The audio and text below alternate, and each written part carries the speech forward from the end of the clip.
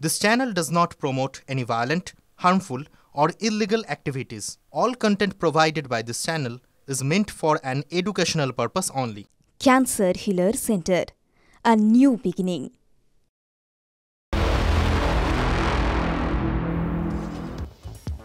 বেআইনি নির্মাণ মাদক কারবারের প্রতিবাদ করে কাউন্সিলরের কোপে তৃণমূলেরই নেতা খাস কলকাতায় কাউন্সিলরের অবৈধ কার্যকলাপের ভিডিও করে আক্রান্ত তৃণমূলেরই হকার ইউনিয়নের নেতা চপারের কোপ রড নিয়ে মারধরের অভিযোগ কাঠগড়ায় 43 নম্বর ওয়ার্ডের তৃণমূলে যোগ দেওয়া নির্দল কাউন্সিলর আয়েশা নাজের স্বামী ও তার অনুগামীরা ভিডিও প্রকাশ্যে আসার পর থেকেই হুমকি ফোন পাচ্ছিলেন বলে দাবি তৃণমূলের হকার ইউনিয়নের নেতা শারিক আমান ভিডিও ডিলিট না করায় গতকাল বেধড়ক মারধর করা হয় বলে অভিযোগ তৃণমূল কাউন্সিলরের স্বামীর পাল্টা দাবি অপরাধমূলক কাজকর্মের সঙ্গে যুক্ত থাকায় স্থানীয়রাই মারধর করেছে শারিককে हम लोग पूरा प्लानिंग किए थे कि इसको लेके चलो वही 1 नंबर त्रेटी बाजार स्ट्रीट का छत्ता में और वहाँ से इसको नीचे फेंक देंगे और सीधा बोलेंगे कि मार के डर से कूद गया उन लोगों का ये प्लान लेकिन सही वक्त में जब लोग घसीट के मुझे लेके जाने की कोशिश करते उसी वक्त बो बाज़ार की पूरी टीम घुस गई शायद इस वजह से मेरा जान बच गया हाँ मैंने थाना में कंप्लेन किया वो टीएमसी करता है लेकिन टीएमसी उसको अपना नहीं समझता वो तो देखिए आप भी बोल सकते हैं आमी टीएमसी को कोनो अपॉइंटमेंट लेटर नहीं ब्लॉक प्रेसिडेंट बोले ना किचू बोले कुछ नहीं ये जो इंटरव्यू दिया कि हम इनलीगल काम को बंद कर देंगे चाहे चरस परस जितना गांजा जो भी इनलीगल चीज़ होता है वार्ड में हम नहीं होने देंगे लेकिन अभी नहीं ईद के बाद रमज़ान हो जाए उसके बाद इसमें हम प्रोसेस में चलेंगे और चल के कंप्लेन करके इसको बंद करवाएंगे ये चीज़ के लिए इसके ऊपर में 2-3 थ्रेडिंग आया कि तुम ऐसा मत करो तुम इंटरव्यू क्यों दिया इंटरव्यू डिलीट करो लास्ट टाइम में इसको फ़ोन करके डायरेक्ट बोलता है कि तुम इसका डिलीट करो नहीं तो अच्छा नहीं होगा और उसका तीसरा दिन ये अटैक हुआ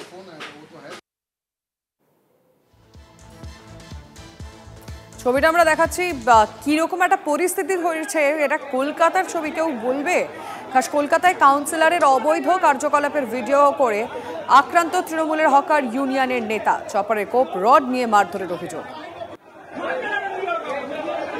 কাউন্সিলরের স্বামী কি বলেছেন শুনুন লিগ্যাল কাজ করে ছেলে যে ভাই আছে যে ছোট ভাই যে এখন আজকে ও ছিল ও আজ কিছুদিন আগে কিডন্যাপিং কেস করেছে কিডন্যাপিং কেসের অ্যাকিউজ ছিল এক্সকন্ডিং আজকে হঠাৎ ও চলে এসছে এসে পাড়াতে উল্টো পুল্টো করছিল পাড়াদের লোকজন মতলব আর কতদিন বরদাস্ত করবে এটা হয়েছে আজকে আর আমার শরীরও খারাপ ছিল তো বাড়িতে ছিলাম যখন আমি ফোন পেয়েছি আমি সব থেকে আগে বগুড়া থানায় গিয়ে ফোন করেছি স্যার এরকম ঘটনা শুনছি স্যার আপনারা জান এই ঘটনা নিয়ে বিজেপি কি ভাবছে আমরা জানার চেষ্টা করব বিজেপি নেতা সজল ঘোষ এই মুহূর্তে টেলিফোন লাইনে রয়েছেন সজল বাবু তৃণমূলের অন্দরেই দ্বন্দ্ব কারণ তৃণমূল নেতা আর এক তৃণমূল নেতার দুর্নীতি সামনে এনেছে তারপর তাকে মারা হয় কিভাবে কি হয়েছে সেটা তো আপনি শুনলেন কি বলবেন এরা 26 অবধি যাবেই না ওদের নিয়ে আমরা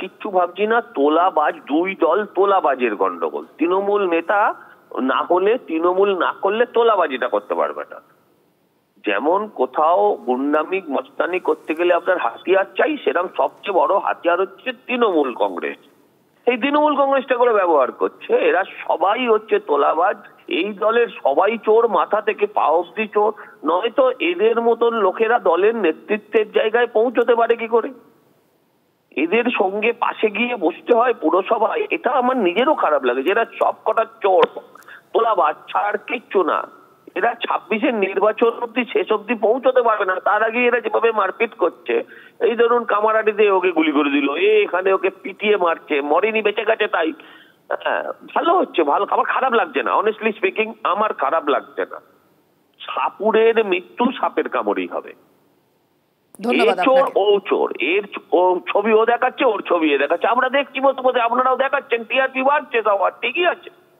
বুঝতে পারছি ধন্যবাদ আপনাকে তৃণমূলের দুই গোষ্ঠীর সংঘাতে রেশ হাসপাতালে কলকাতা মেডিকেলের জরুরি বিভাগে অস্ত্র হাতে তাণ্ডব তৃণমূলের দুষ্কৃতী বাহিনীর ভিডিও পোস্ট করে মুখ্যমন্ত্রীকে আক্রমণ বিজেপির রাজ্য সভাপতি সুকান্ত মজুমদার দুষ্কৃতীদের তাণ্ডবে আতঙ্কিত হয়ে পড়েন রোগী থেকে শুরু করে হাসপাতালের কর্মীরা। মমতা বন্দ্যোপাধ্যায়ের আমলে আইনের শাসন বলে কিছু নেই, আসলে শাসন করছে গুন্ডারাজ। আর কলকাতা পুলিশ তাদের দেহরক্ষীতে পরিণত হয়েছে। হাসপাতাল থেকে রাস্তা, পার্টি অফিস, তৃণমূলের গোষ্ঠী সংঘর্ষটাকে কোথাও রেহাই নেই। মুখ্যমন্ত্রী আপনার শাসনে হাসপাতালের জরুরি বিভাগও যুদ্ধক্ষেত্রে পরিণত হয়েছে।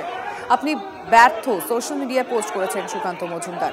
তৃণমূলের দুই গোষ্ঠীর সংঘাতের রেশ হাসপাতালে কিভাবে পড়েছে, এই মুহূর্তে আমরা টেলিফোন লাইনে যোগাযোগ করেছি সুকান্ত মজুমদারের সঙ্গে। সুকান্ত বাবু, আপনার পোস্ট আমরা দেখেছি এবং আমরা দর্শকদেরও সেই পোস্ট দেখাচ্ছি, মানে এটা কি হাসপাতালের অবস্থা, কি বলবেন আপনি? দেখুন, যেভাবে ঘটনা ঘটেছে, যেভাবে হাসপাতালে তৃণমূল কংগ্রেসের দুই গোষ্ঠীর মধ্যে কে পয়সা তুলবে, কে রোজগার করবে, সেই নিয়ে যে গন্ডগোল, এবং তার ফলে হসপিটালের দরজা ভাঙা হচ্ছে, ভাঙচুর করা হচ্ছে এবং ভয়ঙ্কর পরিস্থিতি। মানে এই ধরনের মানুষ তো হসপিটালে গেলে এমনিতেই ট্রমার মধ্যে থাকে, তারপরে যদি হসপিটালের গেটের মধ্যে এই ধরনের যদি ট্রমা হয়, এই ধরনের যদি পরিস্থিতি তৈরি হয়, তাহলে রুগীরা তো, যার হার্ট ফেল হওয়ার কথা না, সে তো হার্ট ফেল হয়ে মারা যাবে। কি অরাজকতা চলছে রাজ্যে। স্বাস্থ্যমন্ত্রী হিসেবে মুখ্যমন্ত্রী বসে আছেন, তার কাছের একজন মহিলা মন্ত্রী বসে আছেন, তারা করছেনটা কি? তারাও কি তোলাবাজিতে ব্যস্ত? মানুষের জীবন নিয়ে পশ্চিমবঙ্গে ভাবার জন্য কি কেউ আছে না কেউ নেই? বুঝতে পারছি, ধন্যবাদ আপনাকে। আমরা কথা বললাম সুকান্ত মজুমদারের সঙ্গে।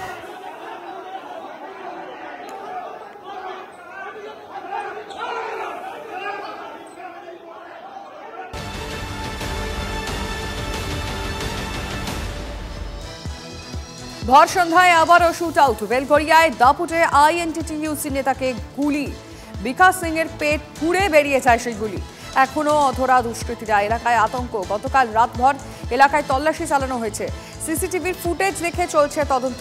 কামারহাটি পুরসভার 29 নম্বর ওয়ার্ডের কাউন্সিলর নির্মলা রাইয়ের ঘনিষ্ঠ গুলিবিদ্ধ বিকাশ সিং অস্ত্রোপচারের পর আপাতত স্থিতিশীল আইএনটিটিইউসি নেতা। অভিযুক্ত 3 জনের মধ্যে অন্যতম অভিযুক্ত ভিকি সিং পলাতক। ভিকির মা ও স্ত্রীকে জিজ্ঞাসাবাদ করছে পুলিশ। আমরা সকালের ছবিটা আপনাদের সামনে রাখতে চাইছি এবং এক্স্যাক্টলি কোন জায়গাটায় ঘটনা ঘটেছে সেটা আপনাদের সামনে আমরা রাখছি। ভর সন্ধ্যাবেলায় এই শুট আউট হয়েছে। আমরা দেখেছি একটার পর একটা জায়গা, আমরা শক্তিগড় দেখেছি এবং একাধিক জায়গা দেখেছি। এবার বেলঘরিয়া দাপুটে আইএনটিটিইউসি নেতাকে গুলি করা হয়েছে। বিকাশ সিংয়ের পেট ফুঁড়ে বেরিয়ে যায় গুলি। আমি আমাদের রিপোর্টার অনন্তর সঙ্গে কথা বলতে চাইবো। অনন্ত, সকাল থেকে পুলিশ কি বলছে? দেখো, পুলিশ এই ব্যাপারে মুখে কুলু পেটেছে। একটি ছোট্ট সিসিটিভির ফুটেজ পুলিশ পেয়েছে। সেই ফুটেজের উপর ভিত্তি করে তারা আইডেন্টিফাই করেছে, অলরেডি তারা করে ফেলেছে বলে তারা দাবি জানাচ্ছে। তবে এই ঘটনায় কিন্তু একটি প্রণয় ঘটিত কারণও পুলিশ তার একটা খোঁজ পেয়েছে, যে প্রণয় ঘটিত কারণে তাদের সাথে ঝামেলা হতে পারে। তবে যে ভিকি সিং এর নাম উঠে আসছে, ভিকি সিং এর বাইক নিয়েই এই দুষ্কৃতীরা 3 দুষ্কৃতী তাকে গুলি করতে এসেছিল। সেই ভিকিও কিন্তু পলাতক। ভিকির মাকে পুলিশ দফায় দফায় জিজ্ঞাসাবাদ করছে এবং এই ঘটনায় কিন্তু যথেষ্টই কিন্তু একটা শোরগোল পড়ে গেছে। দেখো, তৃণমূল কংগ্রেসের যে সভাপতি বেলঘরিয়ার বিশ্বজিৎ সাহা কাউন্সিলর, তিনি তার দাবি হচ্ছে এটা প্রণয় ঘটিত কারণ এই খুনের চেষ্টা। কিন্তু পাল্টা যে দাবি করছেন যে কাউন্সিলর নির্মলা রায়, বুঝতে পারছি অনন্ত, কিন্তু আসল কারণটা ঠিক কি সেটা নিশ্চয়ই পুলিশ তদন্ত করে বের করবে। ধন্যবাদ।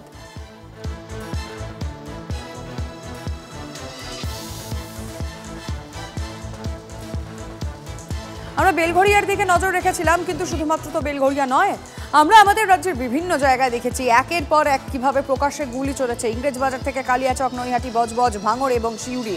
আর এবার বেলঘরিয়ার ছবি আমরা আপনাদেরকে দেখালাম কিভাবে এভাবে মানে খুব সহজেই গুলি মানুষের কাছে পৌঁছে যাচ্ছে। মানে দুষ্কৃতীরাজ আটকানো যাবে কি? প্রশাসনের ভূমিকা নিয়েও একটা বড় প্রশ্ন উঠছে এই একটার পর একটা ঘটনা সামনে আসার পর।